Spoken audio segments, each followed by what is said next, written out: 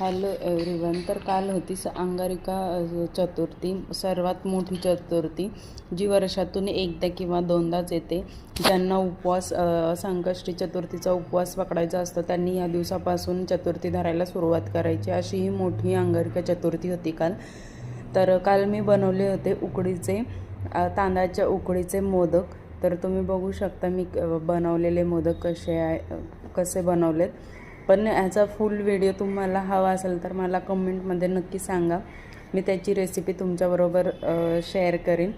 तर खूप वेळ लागत नाही, पण हे मोदक खायला एवढे छान लागतात ना. ह्याच्यावरून फक्त ह्याच्यावरती ना आपल्याला गरम करून परत तुपाची धार सोडायची आहे आणि खायला घ्यायचं आहे. हे खूप छान मोदक लागतात. तांदळाच्या पिठाचे उकडीचे मोदक गव्हाच्या पिठापेक्षा ते छान लागतात. तर काल चतुर्थी होती तर मी पनीरची भाजी बनवली होती, वरण भात आणि साधा बेत केला होता, चपाती वगैरे आणि सॅलड होतं. तर उकडीचे मोदक आता मी देवाला दाखवते.